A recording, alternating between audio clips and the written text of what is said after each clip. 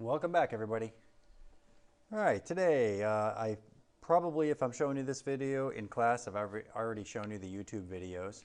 So let's just start right in with the lesson. Today's lesson is on plate tectonic theory, and it goes way back to good old Alfred Wegener.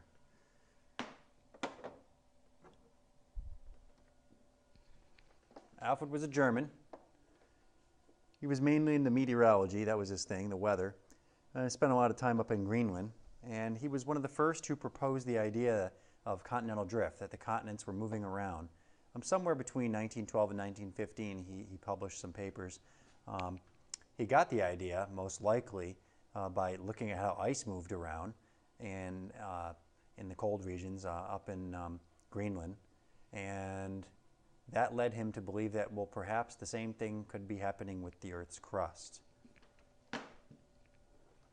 So continental drift is the idea that the Earth's continents move around on top of the plates, and the plates are moving around. But he didn't really understand why back then, but he just thought that it was happening. But now we know that the plates are moving around on top of the asthenosphere. You can see in this diagram, it's actually a series of diagrams from your reference tables, and we see that the continents were in a completely different position 458 million years ago, based on evidence that we found. North America, which is in black here, was actually somewhere below the equator, most of it at least, and a completely different kind of climate, obviously, and other continents were all over the place. Kind of hard to tell them apart. 359 million years ago, you can see North America is now pretty much joined together with Africa and South America. 232 million years ago, we have a pretty close approximation to what we call Pangea, or all lands. And we're pretty much all connected here. Not all, but a lot of us are connected. You could walk back and forth pretty much between North America and Africa there.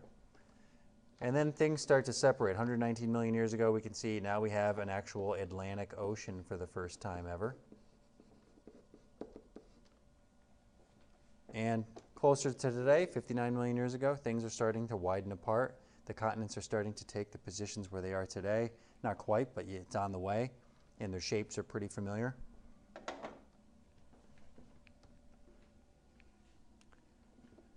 Funny cartoon here. Well, looking back, I suppose it's been going on for quite some time, but I only noticed we were drifting apart during the last 50 million years. Obviously, the counseling session there between South America and Africa. You can see definitely how they used to fit together here. Right in like that. Like pieces of a puzzle. And here's a rendition of what happened. Didn't last too long there, but you get the idea. Continents are moving around. Some evidence for continental drift. Well, you probably already noticed it. The continents appear to fit together like a jigsaw puzzle. Not all the continents, but you get the idea with South America and Africa and the curve of the eastern part of North America and the curve of Africa. So these things fit together, and there's other things that fit too, but you get the general idea. Second piece of evidence was actually found through seafloor spreading. We needed the mechanism for all this motion to occur, and you can see in this little video clip here, the continents, or the plates, are moving apart. One side's moving to the right, one side's to the left. So this is called seafloor spreading. It states the ocean floor is forming and spreading out from mid-ocean ridges. Now the continents are actually sitting on top of these ocean plates, and they move along with them. The source of all this movement is the hot magma in that bottom center part of your screen there. Evidence for seafloor spreading. Well, what we have found, especially from World War II to today, is that igneous rocks on the bottom of the seafloor, where they form, they're very young, almost brand new. In fact, could be brand new than the rock found farther away from the ridges. So here's your brand new rock down here in these rift valleys where volcanoes are erupting. The magma's coming up from underneath, and it's forcing the rocks apart here, which we'll talk about in the next lesson. But the point is that over here on the far edges, the rock is old compared to brand new right where it's coming up from underneath the earth. Another thing is that if you travel an equal distance, let's say 100 kilometers to the right in this picture and 100 kilometers to the left, and you measure the age of the rocks, they're pretty much identical. So you have equal ages.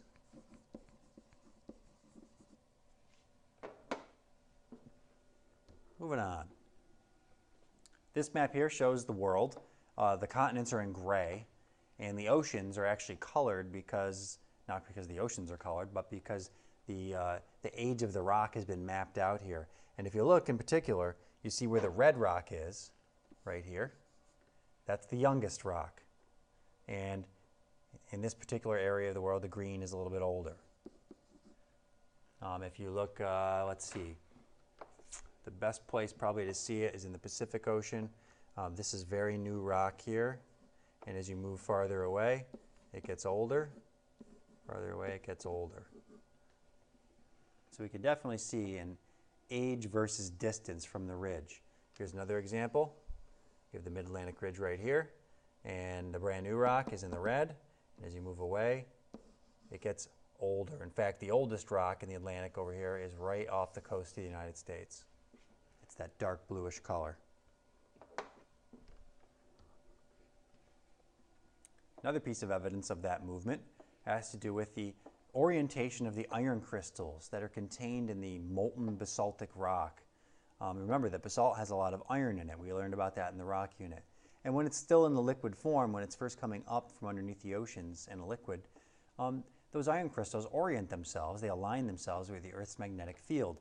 Then, as you know, when that rock solidifies, it cools off in the bottom of the seafloor, it freezes literally in that direction. The crystals point the direction of magnetic north. But we do know that the Earth's magnetic field, its orientation, changes over periods of time throughout history. And so we can actually see a striped pattern in the bottom of the seafloor, literally where the iron crystals are frozen into certain directions. So here you might have a normal direction where there's a polarity like today, and then you might see a reversal right here. And this is still maintaining the normal polarity of today. And this is kind of telling us that the rocks are moving apart like that. And the patterns on each side of the ocean, they match. Everything matches up. So what you want to get down here in your notes is that equal distances from mid-ocean ridges, the polarity of the iron crystals is identical, is equal. The patterns match.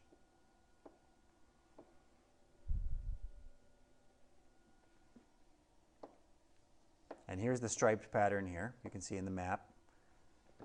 This would probably be the center of the ridge where the rock's coming from.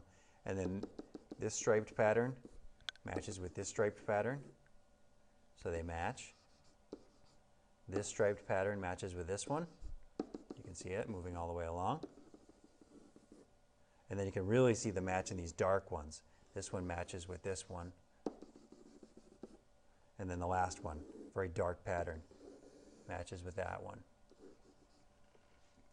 So this gave scientists back in the 50s and 60s a definite idea of what's going on in the bottom of the seafloor, that the plates are definitely moving apart like this.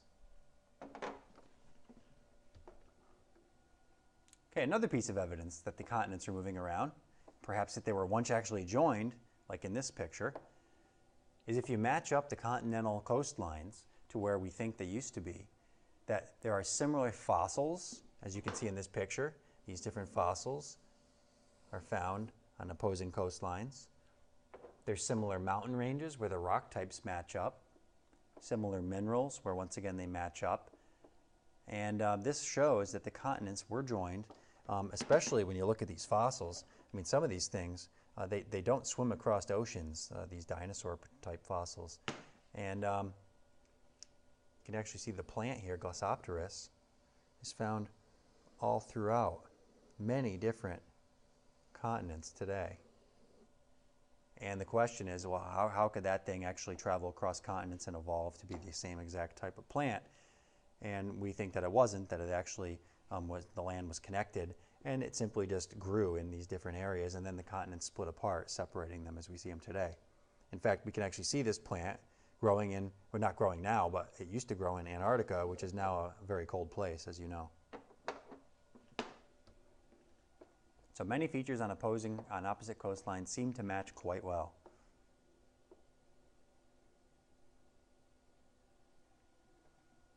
Okay, along those same lines, like the plant in Antarctica, we do find that these ancient climates were very different from today, indicating that there were large changes in latitude that these continents went through. And examples, we have glacier deposits in tropical regions. We have coal deposits in Antarctica, and of course you guys know plenty of oil in Alaska. And it usually takes a warm climate to produce these types of deposits, or for glaciers, obviously a cold climate. And so it's kind of like the opposite type evidence is found in places where they are today. So we have Alaska being a cold place, but having evidence of a warm climate. And we have places that are tropical today that have evidence of being glaciated at one point. So the obvious answer, it points to the fact that these continents aren't where they are today. They weren't where they are today, and they have moved around the Earth's surface over long periods of time. And that is it. Quick lesson.